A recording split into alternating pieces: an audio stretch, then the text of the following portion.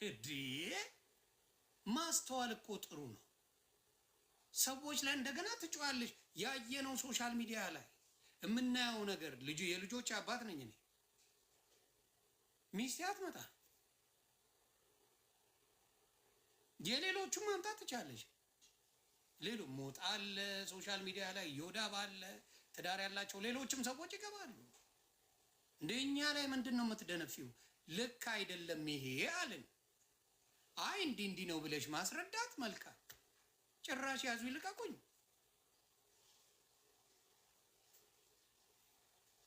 እንዳንቺ አይነት ጅብ አላየንም። እግዚአብሔር ምስክሬ።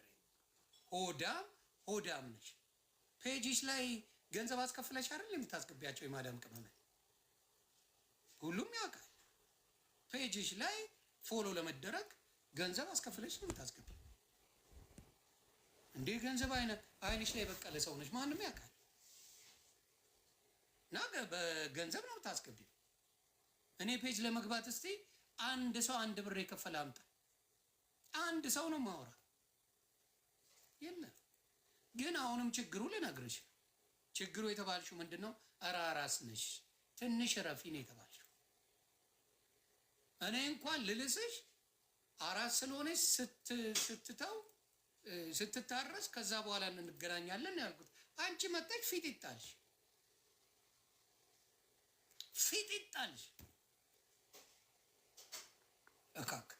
እካክ ነሽ። ባሌ ይሰራል ብለሽ ሁለተኛ እንዳታወሪ። ባሌ ስራ አለው፣ ባሌ ነው የሚያስተዳድረኝ የሚል ወሬ ሁለተኛ እንዳንሰማ። ሆዳ እንዳታወሪ፣ ሁለተኛ እንዳታወሪ። አይሰራም፣ መቼም አይሰራም። እና በጣም እኔ ማንንም አይቻለው። ፈጣሪ ምስክሬ፣ እግዚአብሔር ልቦና ይስጥሽ፣ ለበጎ ያደርግልሽ። እውነቱን ነው የምለው፣ ለበጎ ያደርግልሽ፣ ለበጎ ያደርግልሽ ነው የምለው። ስለዚህ ከዚህ ነገር ብትወጪ ጥሩ ነው። በኋላ ሆርሞንሽ ተደበላልቆ ባዶ እንዳትገቢ ስትንገበገቢ። እውነቴን ነው፣ ባዶ እንዳትገቢ፣ አትንገብገቢ። ሆዳ ብሩ የትም አይሄድም። እንዲያውም ተናፍቀሽ ብትመጪ ስንት ነገር በዘነበልሽ፣ ስንት ነገር ባወረዱልሽ። ወር ጠፍተሽ ምናምን እንኳን ብትመጪ ኖሮ እግዚአብሔር ምስክሬ ስንት ነገር ያዘንቡልሽ ነበር። እንኳን ደህና መጣሽ ልጄን ይውልኝ ምናምን ብትይ ኖሮ የአገር ነገር ያወርዱልሽ ነበር። ቅንቅን ስለወረረሽ ነው 10 እየመጣሽ ገና በሳምንት ማድረስ የማይችል ቤተሰብ ይዘሽ ባል ይዘሽ መጥተሽ ያዙ ይልቀቁኝ ያለሽ። ሳምንት ኖ እማይል ባል 15 ቀን ኖ አይሆንም። ልጅ አለ ቤተሰብ አለ፣ ተይ አረፍ በይ ሚስቴ አረፍ በይ ካላለ ልክ አይደለም። ያን ነው እና ሌላ ሰዎች ላይ ልትጮህ የሚገባብሽ አንድ ችግር አለ። ማንም ያንቺ የምትፈጪው አንድ ችግር የለም። አንድ ነው ማወቅ የምትዘርፊው እንጂ እንትን የምትይው የምትፈጪው ችግር የለም። አታጭበርበሪ። ሆዳም ብለናል። ጅብ ነሽ። እግዚአብሔር ምስክሬ ጅብ። እኔ የሕፃኗ አሳዘነች። ፈጣሪ ሆይ ድረስ የተወለደችው አዘንኩ። የእናት ቦንድ፣ የእናት ፍቅር፣ የእናት ምን ጌታ ሆይ ድረስ። ለማንኛውም ሌሎቻችሁ አደራ ከእንደዚህ አይነት ነገር እግዚአብሔር የሰውራችሁ። ብር በጣም አትሉ። ብር ጥሩ ነው ሲመጣ መልካም፣ ግን ጊዜና ወቅት አለው። ሳንቲም ጊዜም አለው ወቅትም አለው። ጊዜም ወቅትም ደግሞ የኢትዮጵያ ባይሰጣት ኖሮ ይቆጨኝ ነበር። ሙሉ የዓመት ዘግታችሁልኛል ብለሽ ራስሽ ተናግረሽ የዓመት ልብስ የዓመት ሁሉን ነገር ችላችሁልኛል ራስሽ ብለሽ በሳምንቱ መጥተሽ ወገብሽ እንኳን ሳይጠነቅ አቤት ገንዘብ። አሁን አወቅኩሽ። እንዳንቺ አይነት አስፈሪ ሰው በገንዘብ ማንንም ትሸጫለሽ። ባልሽንም ልጆችሽንም እንደምታስማሚ እርግጠኛ ነኝ። ለገንዘብ በቃ አየሁት። እግዚአብሔር ምስክሬ።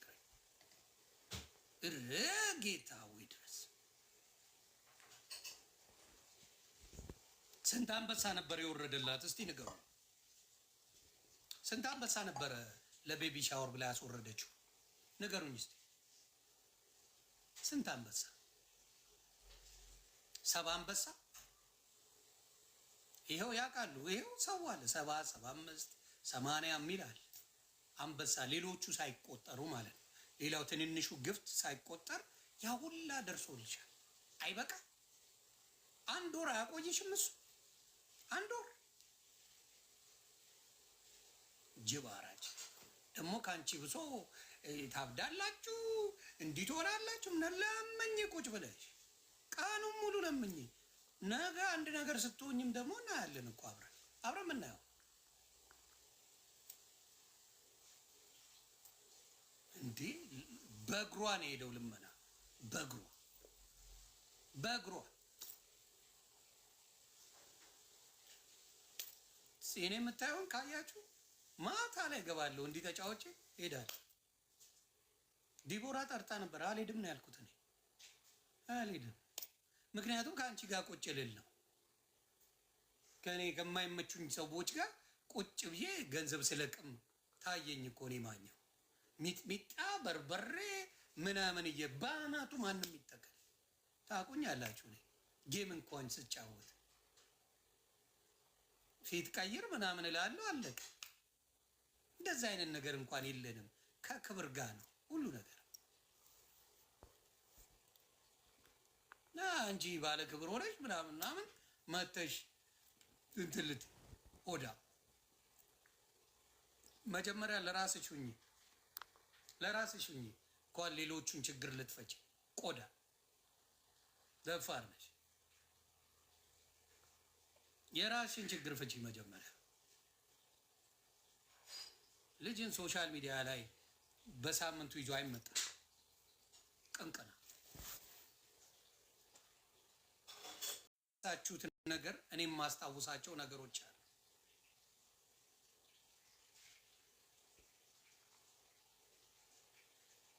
ብዙ የረሳችሁት እናንተ ሰርጀሪ የመጀመሪያ ያሰራችሁ እሷ እንደሆነች ረስታችኋል። ሾርት ሚሞሪ ስለሆናችሁ የመጀመሪያው የመቀመጫ ሰርጀሪ ማን እንዳሰራት አታውቁም አይደል? እሷ ነበር ብራግ የምታደርገው አሰርቻለሁ ብላ። ትረሳላችሁ፣ ምክንያቱም ሾርት ሚሞሪ ናቸው። የመጀመሪያው መቀመጫ ያሰራችሁ እሷ ናት፣ ራሷ ነው የተናገረችው። ትረሳላችሁ፣ ምክንያቱም እዚህ ያለው የሚያነብ ሰው አይደለም፣ እውቀት ያለው አይደለም። አብዛኛው ሁሉም ማለት የመጀመሪያው ያሰራችሁ እሷ። የምትቀጠቀጠው ጂጂ፣ የምትቀጠቀጠው ያቺ ቤታዩ ምትባል በሰርጀሪ የምትቀጠቀጠው ሙኒት። የመጀመሪያ ሰርጀሪ አሰሪ መቀመጫ አራሷ ማን ትባል መሰላችሁ? አራሷ ጀለሳችሁ ሀቢባ ትባላለች።